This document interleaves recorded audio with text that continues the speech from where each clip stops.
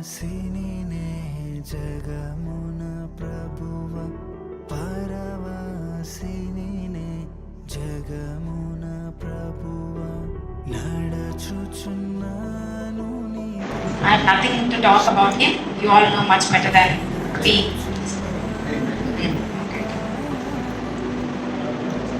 Thank you so much, dear pastors, elders, and everybody who is present here. I am so much thankful to the Lord that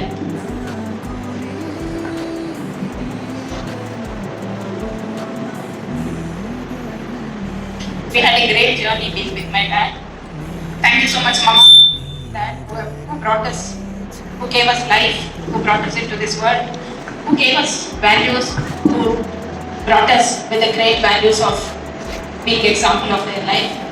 వాక్య ప్రకారం మనం అనుకున్నట్లు ఈ లోకంలో మనం చనిపోతామేమో కానీ పరలోక రాజ్యంలో మనం ఎప్పుడు దేవుడితోనే ఉంటాము. ఆ ఒక క్రిస్టియన్ ఫెయిత్తో మనము ముందుకెళ్ళాలని మా కుటుంబానికి మేమందరం కలిసిమెలిసి అండగా ఉండి ఆయనకు పెట్లు అని ఇంటి పేరుతో ఉండే I take the opportunity to thank the Lord for the gift of our dad's life and the journey we went through this many years with the family. We also thank the Lord for the strength in this time of sorrow and the pain that Lord has blessed us with. And he was మా నాన్న తన ఇంటి పేరు తను ఒక ఎగ్జాంపుల్గా అందరికీ ఉండాలి, తన ఇంటి పేరు ఉండేవాళ్ళు మా బంధువులందరూ కలిసి మెలిసి ఉండాలి అనేది ఆయన ఎక్కువ మమ్మల్ని ప్రోత్సహించేవారు. మా బంధువులు బంధువులు అంటే ఎక్కువ ఇష్టం. ఆయన ఇంటికి ఎవరు వచ్చినా వాళ్ళందరూ భోజనం చేసి తప్పకుండా ఎవ్వరు without having meals he wouldn't send anybody out. And thank you for the presence. Everybody is here. I thank Ranjanana especially because my dad was very close to him.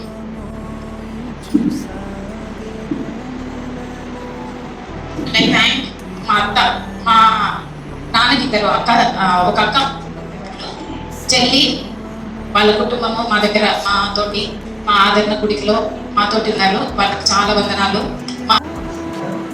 అందరికీ చాలా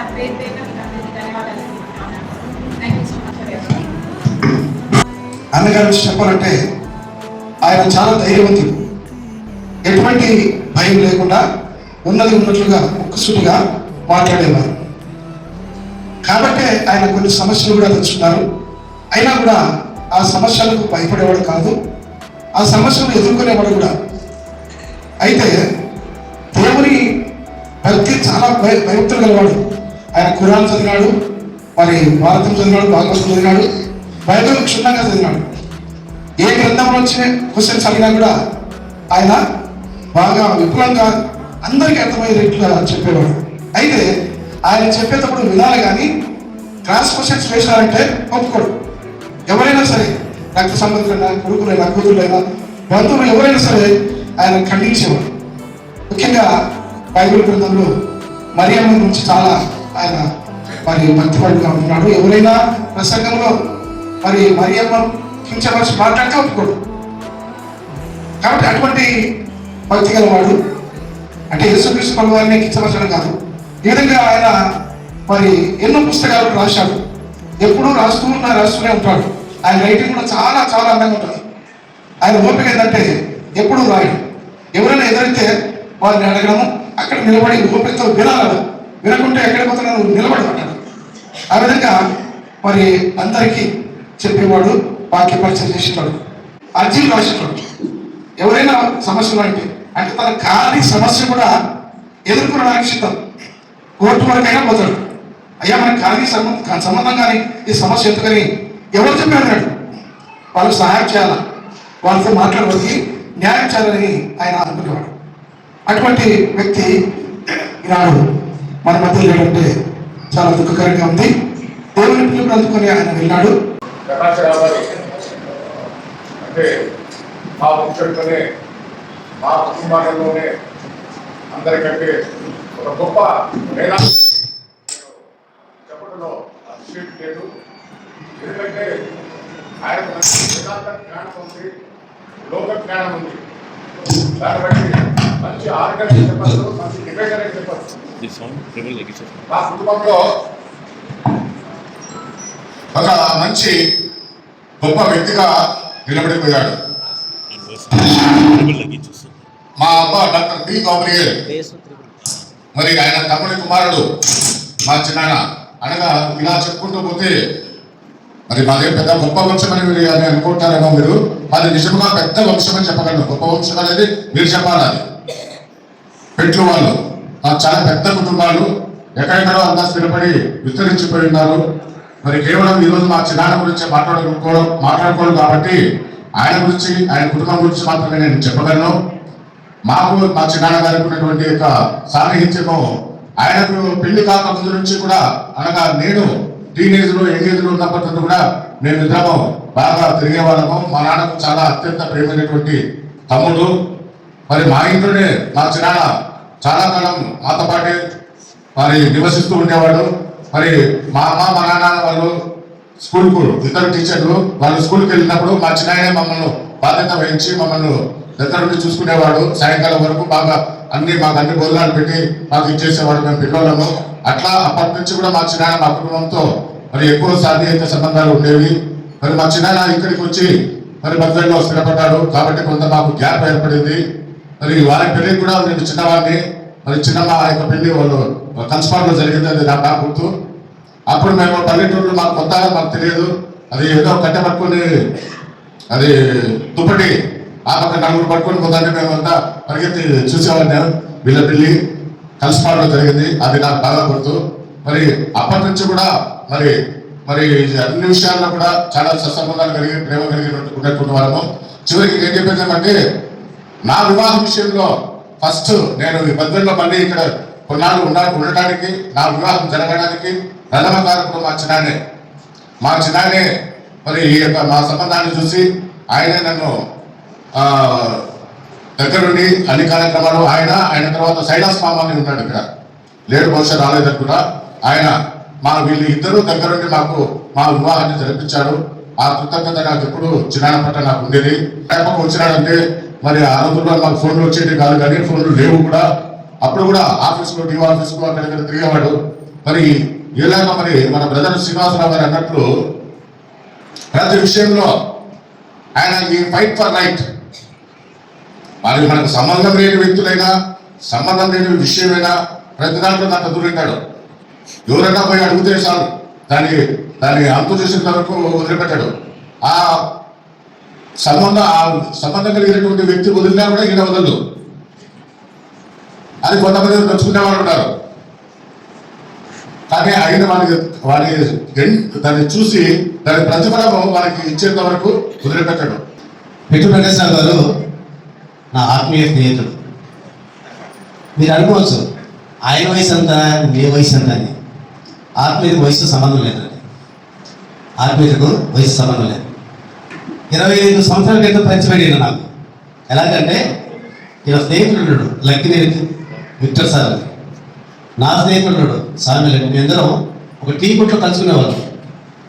కలుసుకుంటే ఈ విక్టర్ సార్ ఏం మాట్లాడుకుంటే, బైబిల్లో ఒక వాక్యం గురించి, దాని గురించి చర్చిస్తాడు. ఒక వాక్యం గురించి, ఈ వాక్యము ఎందుకు రాయబడింది బైబిల్లో, ఈ వాక్యం ఎంత ప్రభావం చేస్తుంది మానవుని, ఈ వాక్యం ఏ సందర్భంలో రాయబడింది అని చక్కగా వివరించేవాడు ఈయన పిట్టు వెంకటేశ్వర గారు. అప్పటి నుంచి నేను ఆయన బోధనలు అంటే ఆకర్షింపబడి ఆయన స్నేహితుడే. 25 సంవత్సరాల క్రితం ఆనాటి స్నేహితం మొన్నటి వరకు మాకు జత చేయబడింది. పిట్టు వెంకటేశ్వర గురించి చెప్పాలంటే 3 మాటల్లో, మొదటి మాట మంచి జ్ఞానవంతుడు, రెండో మాట అంబేద్కర్ భక్తుడైన, మూడో మాట ధైర్యశాలి, మంచి జ్ఞానవంతుడండి. ఆయన జ్ఞానము బైబిల్లో ఎక్కడ ఏమడిగినా 66 పుస్తకాలలో, పాత నిబంధన గ్రంథం కానీ కొత్త నిబంధన గ్రంథం కానీ, ఏ డౌట్ అడిగినా నీళ్లు తగినట్టు చక్కగా వివరించేవాడు. ఒకసారి డిబేట్ జరిగింది, మీకు ఎవరు తెలియదు. ముస్లిమ్స్ ఒక 10 మంది ముస్లిమ్స్, ఒక 5 మంది హిందువులు క్రిస్టియన్స్ కోసం నన్ను అడిగితే దానికి జ్ఞానవంతులను పెట్టి పెట్టేశాను. సార్ మీరు సాయం చేసి పిలిచాను. ఒకరోజు కూడుకున్నామండి, ఒక రూమ్లో కూడుకుంటే వేదాలలో క్రీస్తులు చూపించాడు, ఖురాన్లో క్రీస్తులు చూపించాడు, బైబిల్లో అద్భుతంగా దేవుడు చూపించాడు అద్భుత కార్యాలు. వాళ్ళందరూ ముస్లిమ్స్ సలాం చేశారు. సార్ ప్రకాష్ గారికి ఏం చేశారంటే సలాం చేసిండు, సార్ ఇంత గొప్ప జ్ఞాని మధ్యలో అంటే మేము చూడలేదండి. కాబట్టి రామాయణం కానీ, వేదాలు కానీ, పురాణాలు కానీ, బైబుల్ కానీ అనర్గళంగా నీళ్లు తగినట్టు ఆయన సమాధానం చెప్పేవాడు. అంత జ్ఞానపరుడు. మరి వాళ్ళ తల్లిదండ్రులు ఎందుకు పెట్టారు కానీ పేరు జ్ఞాన ప్రకాశరావు. దానికి తగినట్టు జీవించాడు ఆయన. రెండో మాట, ఆయన అంబేద్కర్ భక్తుడు. ఆయన ఇంట్లో చూసినట్లయితే 6 అడుగుల అంబేద్కర్ విగ్రహం ఉంటుంది, ఫ్లెక్సీ ఫోటో ఉంటుంది. నిత్యము దేవుడు వెలుగుతాడు ఆయన దగ్గర. అంబేద్కర్ గురించి ఎంత చక్కగా వివరిస్తాడంటే అంత చక్కగా వివరిస్తాడు, మనకు తెలియన దాన్ని. అందుకని ఆయన మార్గం నడిచాడు కాబట్టి నిజంగా బతిలో నాకు తెలుసు. ఎంతో మందికి బిల్డింగ్లు కట్టించిన ఆయన ప్రభుత్వంతో పోరాడి, ఎంతో మందికి పేదలకు గుడ్డలు అందించాడు, బట్టలు అందించాడు ఆయన. మీకు తెలియదు, మాకు తెలుసు. ఎంతోమందికి భార్య భర్తలు గొడవపడి ఇడిపోయిన వాళ్ళందరూ కలిపిండండి, ఎంతో మందిని కలిపిండి ఆయన జ్ఞానవర ప్రకాశరావు గారు. అంతేకాదు జైల్లో మగ్గుతున్న వారిని ఈయన ఒక అర్జీ రాస్తే కలెక్టర్ ఎస్పీకి ఆశ్చర్యపోయి ఆయన ఎవరండి అర్జీ రాసింది, మాకు తెలియని చట్టాలకు పొదిగించాడు అర్జీలో, ఎవరండి ఆయన పిలిచాడు అంటే మేము పిలిచిపోయి చూపిస్తే కలెక్టర్ ఎస్పీ లాంటి ప్రత్యేకత కృషి చేసి సార్ ఈ చట్టాలన్నీ మీకు ఎలా తెలుసు అని అడిగారు. కాబట్టి అలాగా జైల్లో మగ్గుతున్న వాళ్ళందరినీ ఇడిపించినటువంటి వ్యక్తి మహాగణుడు జ్ఞానవర ప్రకాశరావు గారు. తర్వాత ఎక్కువ మంది మాట్లాడుతున్నారు కానీ చివరిగా ఆయన మహాధైర్యశాలి. ప్రకాశరావు గారు అంటే ధైర్యశాలి. ఆయన ధైర్యం 3 సార్లు 3 మాటలు చెప్తున్నారు, 3 సార్లు. ఒకసారి సమైక్య ఆంధ్రప్రదేశ్ ఉద్యమం జరుగుతుందంటే అందరూ మాట్లాడుతారంటే నేను మా ఫ్రెండ్ సార్ ప్రకాశం మాట్లాడాలా, ప్రకాశం మాట్లాడాలంటే పోయి ఎక్కించినాం స్టేజ్. ఎక్కిస్తే సమైక్య ఆంధ్రప్రదేశ్ మాట్లాడలే, ఏదో విధంగా మాట్లాడాడు. ఓసీ వాళ్ళు ఎంతమంది అండి, వాళ్ళ బతుకులు తేడా 8% అండి. ఎస్సీ వాళ్ళు ఎంతండి, ఘనమైన వాళ్ళు మనం 18%. వాళ్ళకి ఎందుకు సొంతలుగా తీర్చడం మనం అని కొత్త ప్రసంగం మాట్లాడే లోపల దిగు అంటాడు. నేను దిగలేను, ఆయన మేము పరిగెత్తినాం, మమ్మల్ని కొడుతున్నానని మేము పరిగెత్తినాం దూరంగా. ఒక్కడే స్పీచ్ ఇచ్చి ఎంతమందిలో దిగి సింహంలాగా వచ్చి బయటకు వచ్చేసాం. అంత ధైర్యశాలి ప్రకాశం. రెండవది ఏంటంటే ఆయన పనిచేసే నాగశెట్టిపల్లిలో ఏదో వాళ్ళు వయసులో ఏదో అన్నారని ఏమంటే కేసు పెడితే సాయంత్రంలో తీసుకుంటారు వాళ్ళందరినీ. మా కింద జైల్లో బెయిల్ కుట్లే, ఈరాడు ఉండేది మా ఊళ్ళోనే, మేము ఈరాడు దగ్గర ఉంటాం. వాళ్ళందరూ వచ్చి బాబాయ్ మామయ్య సంక్రాంతి పండుగ వచ్చింది, వాళ్ళు రాకుంటే పండుగ జరుగుతుంది ఎట్లా మామయ్య అంటే వాళ్ళందరినీ పిలిచి ఏమనంటే నేను ఆ విషయాన్ని చూసిన దగ్గరుండి, అరే ముందు ఫస్ట్ పెట్టుకోవడానికి సార్ కాలు మీద పడండి. అందరూ వచ్చి పడేది కాలు మీద పడాక నేనున్న ఆ సందర్భంలో ఒక మాట ఈరండి, అరే బతికల్లో ఎవరి తోలి పోయినా పోండి, ప్రకాశం తోలిపోకండి మంత్రి ఈరండి, ఎవరి తోలికి వెళ్ళిపోండి, ప్రకాశం తోలిపోతే మీకు ఇదే కదండి. అప్పటి నుంచి ఉక్కు చెప్పులు వేసుకున్నారండి, కాలు మీద పడి ఉక్కు చెప్పులు వేసుకున్నాక వాళ్ళు బయటకు వచ్చారు. అంత గొప్ప ధైర్యశాలి. ఒక పాస్టరు మీటింగ్స్ అన్ని వాల్ పోస్ట్ చేశాడు. ఆ వాల్ పోస్ట్ మీద యేసుప్రభు చెల్లు పెట్టి మాట్లాడు. నన్ను అడిగాడు, దొర నన్ను ఎంత గౌరవంగా పిలుస్తుంటే దొర ఇట్లా అడిగాడు. ఏం సమయం అంటే వాడు ఎవరు పోస్ట్ చేసిందంటే అప్పుడే ఉన్నాడు ఆయన అన్నాడు పోతానంటే పట్టుకున్నాడు. ఆగన్నాడు. ఏం సార్ అంటే ఏం లేదు, యేసుప్రభు ఫోన్ పెట్టు కదా మాట్లాడే యేసుప్రభు నమ్మకం చెప్పాడు. యేసుప్రభు నెమ్మది చెప్పాడు, ఆయన వణుకుతాడు. యేసుప్రభు నెమ్మది చెప్పకపోతే కట్టేస్తా అన్నాడు. కవర్ తీసుకురా అన్నాడు. మేమే పాస్టర్ స్వామి ఎందుకు ఆయన లేని కూడా చెప్పండి. నో, ఆయన తప్పులు క్షమించైనంత వరకు ఒప్పుకోలేదు. ఇలాంటి గొప్ప వ్యక్తి బద్వేలు పట్టణం పోగొట్టుకున్నారు. ఎంత జ్ఞానవరుడు అంటే మేము బైబిల్లో ఏదడిగినా తక్కువ చెప్పి అటువంటి వారిని పోగొట్టుకున్నాం. ఎంతోమంది చెప్పారు, నా పిల్లలు కూడా అండి.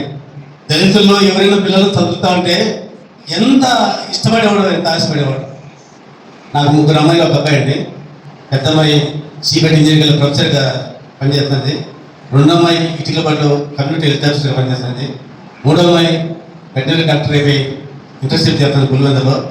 4వ అబ్బాయి నేషనల్ ప్లేయర్, వాడు బీటెక్ గూడూరు చదువుతున్నాడు. నా పిల్లలు చదువును చూసి ఆ రోజుల్లో 10 ఏళ్ళ క్రితం ఆయన నాకు సాయం చేశాడు. నువ్వు ప్రైవేట్ ఉద్యోగం పోయి దొరాయ్ ఏం చేస్తావు, పిల్లలు ఎలా చదువుతాను చెప్పి ఆయన కూడా నాకు సాయం చేసినటువంటి వ్యక్తి. అందుకని మరవలేక ఆయన చేసిన వీళ్ళను ఈ కొద్ది మాటలు చెప్పిన రుణం తెలుసుకున్నామని ఈరోజు చెప్పాను. అప్పటి నుంచి కదా ముందు అయినా నేను చిన్నప్పుడు 5 ఏళ్ళ నుంచి మా నాన్న చెప్తా అంటే వినేవారు. అంటే మాకు దగ్గర 100-150 సంవత్సరాల నుంచి 160 సంవత్సరాల నుంచి నాకు తెలుసు. అంటే మా నాన్న నేను చిన్నప్పుడు చెప్పారు. అప్పటి నుంచి మందువర్గము మా ఊరు పూర్వం దగ్గర ట్యాంకుపేట దగ్గర కొత్తూరు పక్కన తిరువెంగళాపురం వరకు పెట్ట ప్రకాశం బొమ్మలు అక్కని ఇచ్చారు. లైసెన్స్ పోదండి ఆయన మా నాగదాస్ పెంచలేదా ఆయనకి ఇచ్చారు. అప్పటి నుంచి మందువర్గం ఇంకా వాళ్ళ మందువర్గం పెట్టలేదా నాకు తెలిసినంత వరకు అది. అయితే గత 20 సంవత్సరాల నుంచి నేను బాగా క్లోజ్గా కొంత ఉద్యమ స్ఫూర్తిలో పనిచేసినాం. పెట్ట ప్రకాశం బాబా పోయినారా మనము అంబేద్కర్ విగ్రహాన్ని బంజర్ టౌన్లో పెట్టాలా అన్నాడు.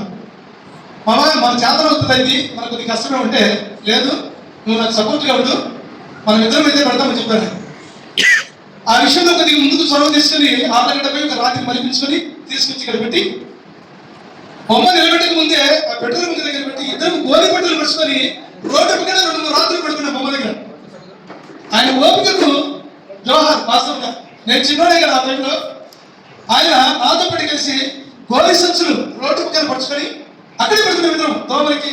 ఆ రాత్రి ఆ 2-3 రాత్రుల్లో ఈ వెహికల్స్ శబ్దాలకి భరించేవాడు. మంచి ఉద్యమ స్ఫూర్తి కలిగినటువంటి వాడు. హైదరాబాద్ కానీ విజయవాడ కానీ జిల్లా నలుగురు కానీ పక్క జిల్లాల్లో కానీ మన జిల్లాలో కానీ ఎక్కడ ఏ కార్యక్రమాలు జరిగినా 20-25 సంవత్సరాలు మేమిద్దరం కలిసి బాగా కలిసి పనిచేశాం.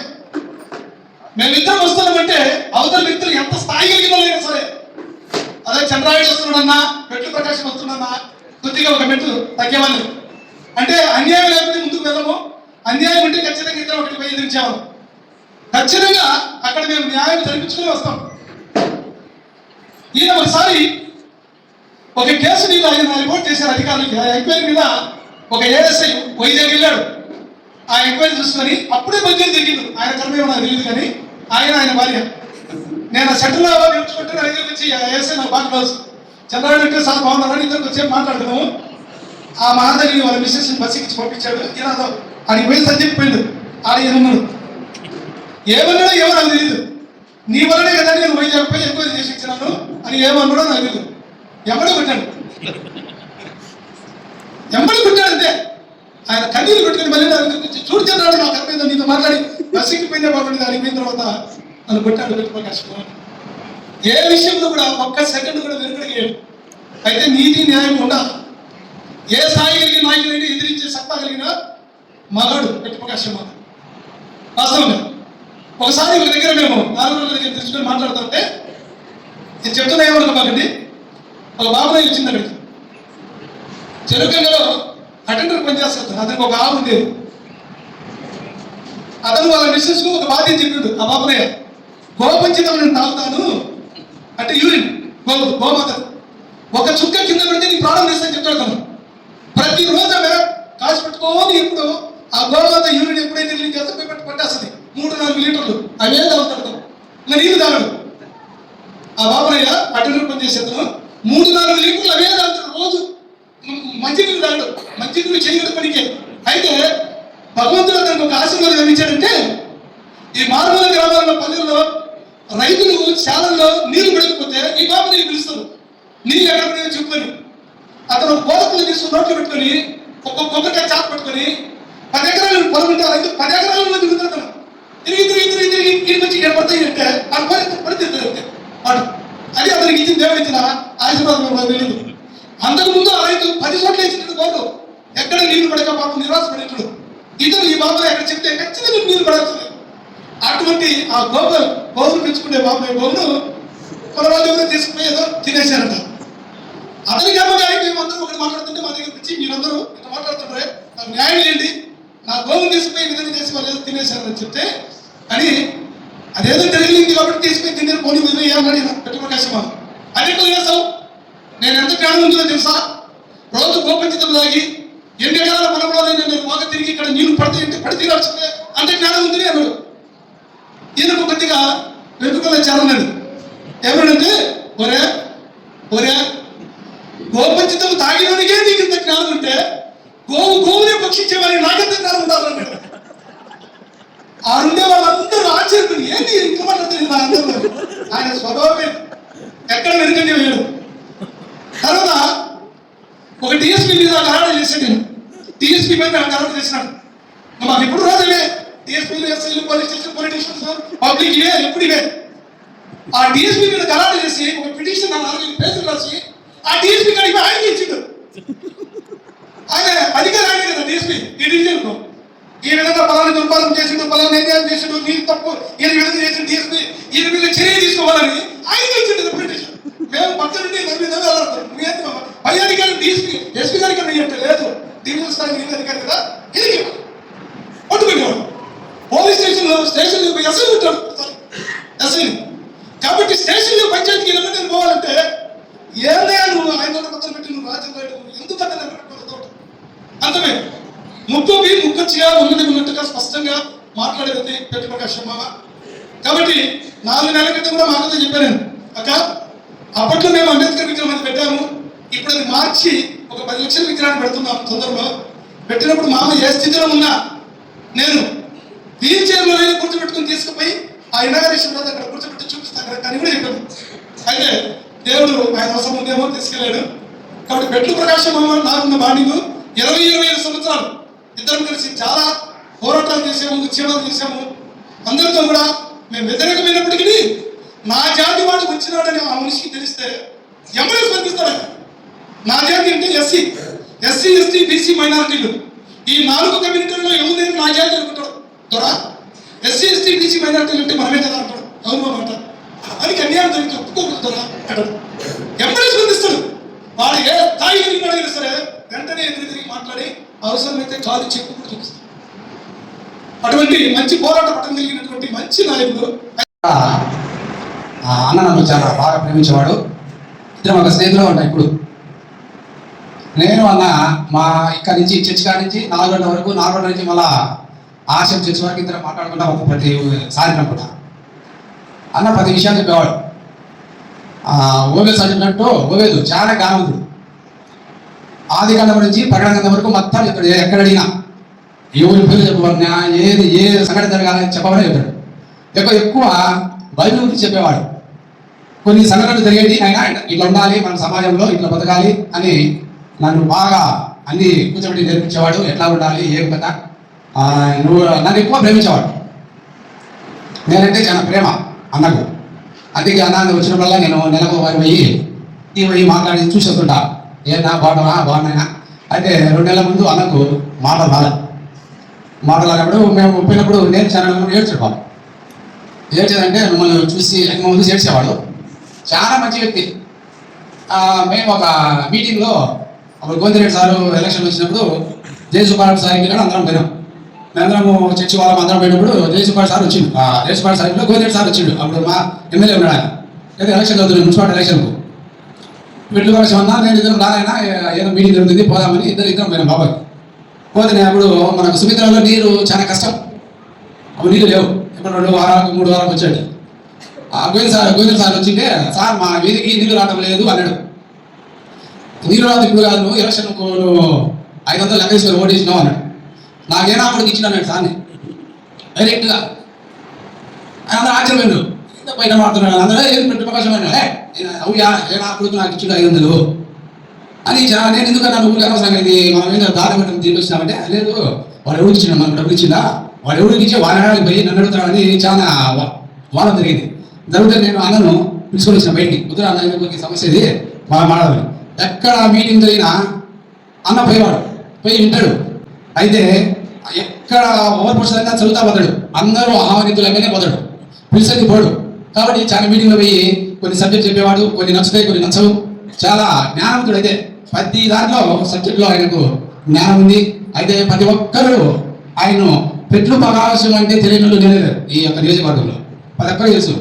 ఒక ఉదాహరణ చెప్పి నాకు సులేమన్ సార్ అని ఏమీ ఉన్నాడు. ఆయన అప్పుడు డబ్బులు అడిగినాడు, మా మంత్రి చాలా డబ్బులు కావాలని అడిగినాడు. ఏం చేసిన అన్న నేను ఆయన ఎంపీ ఆఫీస్ ముందు తవా చేసి మా ఎమ్మెల్యే గారికి డబ్బులు లేదని కూర్చున్నాను.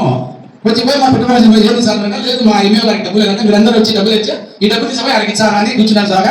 చాలా పెద్ద కథ జరిగింది. అప్పుడు అండి ఆ సులేమన్ సారు మా స్కూల్కి వచ్చినాడు, నేను ఆ పని చేసినని. నేను బాధ చెప్తాడా ఎంఏ వచ్చిండు, ఎంఏ వచ్చింది లోపల బాధ చెప్తుంటే అన్నను అడగలేక ఆయన బయట ఉన్నాడట. ఈయన మన ఎంఏ చూస్తున్నాడు, చూసిండు ఆయన బాధ చెప్తున్నాడు. అట్లా గంట సేపు ఎంఏ బయట నిలబెట్టాడు. నిలబెట్టి అప్పుడు మా అక్క లెసన్ అయిపోయినాక అప్పుడు నమస్తే అన్నమాట. ఏంది పెద్ద ప్రకాశం నేను వచ్చి గంట 40 నిమిషాలు అంటే సార్ నేను సూర్య సార్ నేను మీరు వచ్చిందా లేదు సార్ నేను బాధ చెప్తున్నానని చాలా జరిగింది ఆయన. కాబట్టి అన్నగారు అయితే ఆ అన్నగారికి అందరూ సమానమే, భార్య పిల్లలే కొడుకులే బామర్దులే ఎవరైనా అందరూ సమానం చూసేవాడు. బంధువులు అంటే చాలా ప్రేమగా ప్రేమించేవాడు. అన్నగారి యొక్క ఆత్మకు శాంతి కలగాలని కుటుంబం కొడుకును మనందరం ప్రార్థించాలని కోరుకుని అవకాశం ఇచ్చిన బాబారికి నిన్ను వందనాలు తెలుసు. పిల్లలతో నాకు పెద్ద దిగుగా తండ్రిలాగా నాకంటే ఒక 18 ఏళ్ళు పెద్దవాడు, మామూలుగా చిన్నవి కావాలా.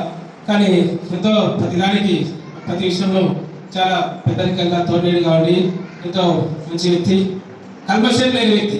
ఈ కాలం అంతా చాలా వరకు అన్ని pollution, water pollution, air pollution, మనుషులలో కూడా పొల్యూషన్. కానీ ఒక చాలా పర్ఫెక్ట్ మనిషి. మన ఇంత భక్తులు చెప్పినట్టు ఏ విషయం ఎత్తుకుంటే ఖచ్చితంగా మాట్లాడేవాడు. కాబట్టి ఎవరైనా కూడా ఇక్కడ ఊర్లో కూడా చాలా మంది ఏదైనా సమస్యలు ఉంటే అది కోర్టు విషయం కానీ ఇంకోటి పోలీస్ విషయం కానీ అన్ని విషయాలు తెలుసు. నాకు కూడా తెలియదు చాలా విషయాలు. వచ్చే దగ్గర అడిగే వాళ్ళు సలహాలు చెప్పారు. తర్వాత అంబేద్కర్ విగ్రహం పెట్టడానికి చంద్రగాడు అందరం కలిసి చేస్తున్నప్పుడు దాని గురించి ఉదయాన్నే చీకటి కలెక్టర్ దగ్గర పోయాం. అక్కడ పోయి సంతకం తీసుకొని 4 పేర్లలో 2 పేర్లు ఓకే చేసేసి ఎక్కడ పెట్టాలి. దాంట్లో విషయంలో వస్తే అక్కడ నాయుడు దగ్గర పెట్టాలి. ఆ నాయుడు అధ్యక్షుడు తెలియదని ఓకే మళ్ళీ ఎమ్మెల్యే దగ్గరికి పోయాం. చీకట్లోనే ప్రకాశం నేను చంద్రగాడు పీపీఓ ఉన్నాడు. ఆయన ఎంతో అభిమానం అంబేద్కర్ అండి. విజయమ్మ మేడం గారు ఉన్నారు, వాళ్ళ సరిగ్గా ఇంటికి పోయి అక్కడ సంతకం పెట్టుకొని వచ్చారు. రాత్రి అక్కడే పడుకున్నాడు, దుప్పటికి కంపటి తీసుకొని రోడ్డు మీద అంబేద్కర్ విగ్రహం పెట్టారు. నేను చూడ చాలా ఎంత అభిమానం ఆప్యాయత మరి ఎంత అంటే నా బంధువులు నా వాళ్ళని ఎంతో ప్రేమ కలిగి పోరాటం చేసేవాడు.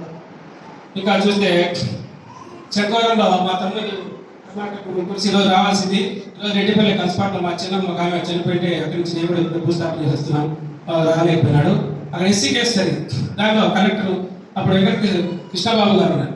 దాని పెద్ద గొడవ జరిగినప్పుడు కూడా కొంతమంది మా అన్నోళ్ళు కూడా రాలేకపోయినారు. నేను ఇక్కడ లేదు మా తమ్ముడు వాడి ఎవడన్నా కానీ కలెక్టర్ రాని ఇంకొకటి రాని ఎవడన్నా కానీ మాకు సంబంధం లేదు, మనకు భయపడేది లేదు అని ఇద్దరు మోటార్ సైకిల్ పోయి కలెక్టర్ ముందు కూర్చొని దాని అంతా వాదించి అట్లా అంత ధైర్యంగా నిలవాడు. ఒకసారి కడపలో రెడ్డి వెంకట పార్టీకి గొడవ దొరికితే అక్కడ కోటాడి దగ్గర కొట్టేసాడు, తల్లేసి కింద పడేసి మళ్ళీ పోలీసు ఎంత ధైర్యం ఆ యొక్క చాలా వ్యక్తి. మరి సిఎస్ఐ చర్చిలో ఇప్పుడు రోడ్డు కోసం అప్పుడు గొడవ జరుగుతారు. నేను వచ్చిన అప్పుడు చర్చిలో మీటింగ్ జరుగుతారు, ప్రకాశంలో ఉన్నాడు. మన వాళ్ళందరూ కూడా ఇక్కడ ఉండే వాళ్ళంతా బంధువుల సంఘం సిఎస్ఐ నన్ను ఎంతో ప్రేమగా చూసిన దగ్గర కూడా ఎంత నా మీద ఆప్యాయత.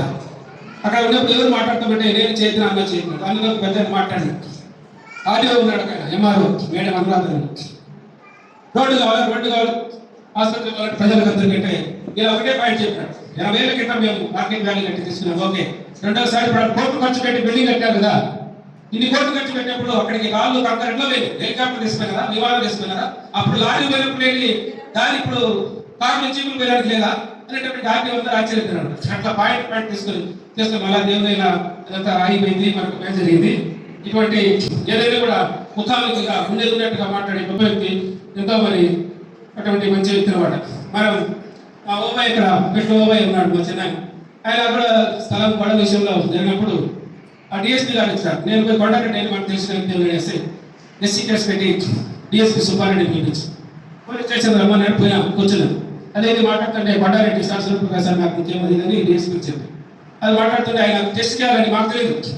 అదే నువ్వు సాక్ష్యమా, నువ్వు ఎప్పుడు చూసినావు, ఎప్పుడు కొట్టేటప్పుడు చూసినావు, అది నాకు వచ్చి కూర్చాడు. నేను ఏ సాక్షులు బెదిరిస్తున్నాను ఏమనుకుంటాను, నువ్వు డిఎస్పీ అంటే ఇక డిఎస్పీ ఎటువంటి చూసాను నేను భయపడుతున్నాను అనుకునేవారి.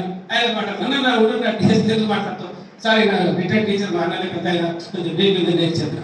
లేదు మళ్ళీ ఆయన ఎట్లా కాదండి కోర్టులో నువ్వు భయపడతావా, ధైర్యంగా చెప్పగలవా లేదనే ఉద్దేశంతో టెస్ట్ చేసినానే అది చెప్పి అటువంటి ఎంతో మంచి వ్యక్తి. ఇటువంటి వ్యక్తి మరి 75 సంవత్సరాలు ఉన్నాడు. అయినప్పటికీ లాస్ట్లో కొద్దిగా అనారోగ్యం వచ్చింది. మంచి ఆయుష్ 70 సంవత్సరాలు లేదా 80 సంవత్సరాలు ఆయుష్ అని చెప్తారు. కాబట్టి పిల్లలు కూడా చెప్పారు. లాస్ట్ కొడుకు మంచి ఇల్లు కట్టి మంచి గృహంలో పెట్టాడు. మా వదిన కూడా ఎంతో అనుకూలమైన ఆమె దానికి కూడా సహకరించింది.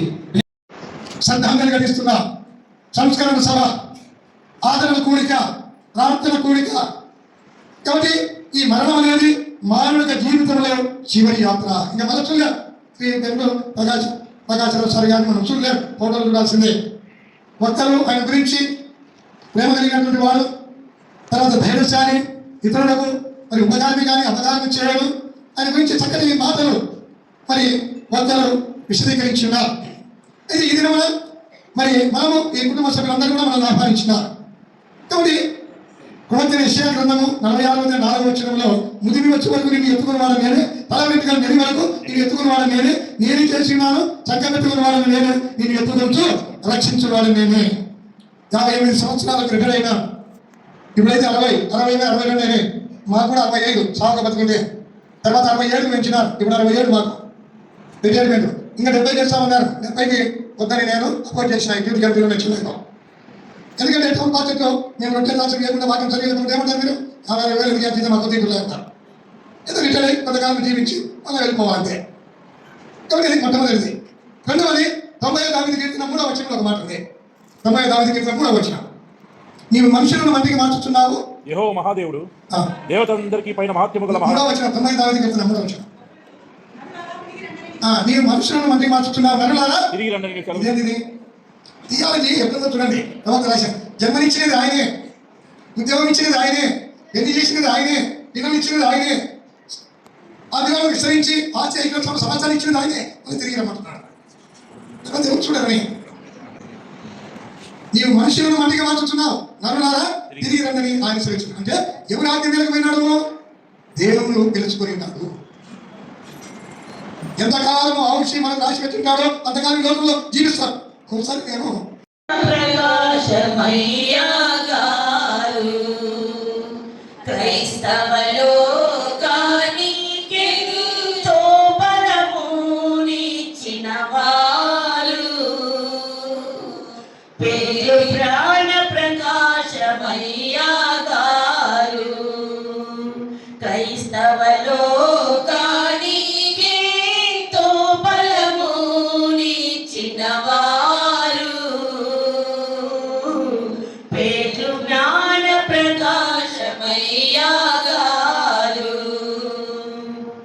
దేవదాసు మరియమ్మ గారికి ఏకైక కుమారునిగా జన్మించి ప్రకాశము గారు చక్కగా సాగించినారు చదువులను. ఉపాధ్యాయ ఉద్యోగమును పొందుకున్నారు. పేరు జ్ఞాన ప్రకాశమయ్య గారు ఎంత ధనులైనా అన్యులైనా ప్రకాశము గారి క్రైస్తవ విశ్వాసము ముందు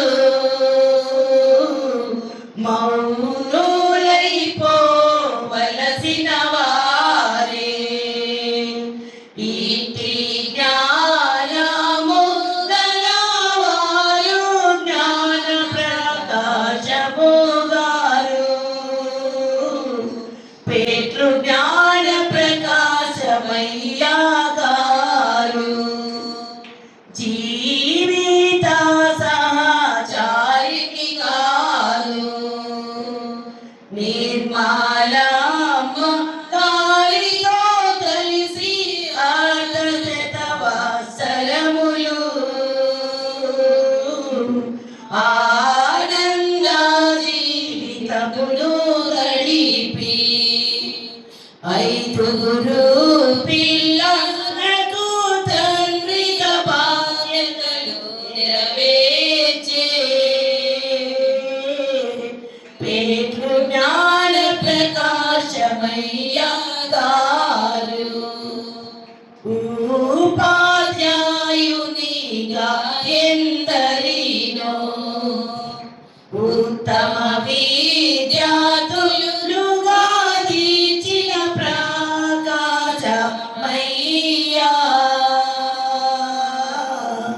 దేవదేవుని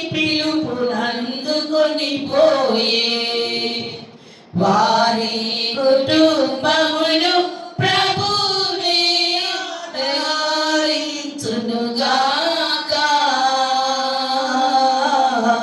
పేరు జ్ఞాన ప్రకాశమయ్య గారు క్రైస్తవ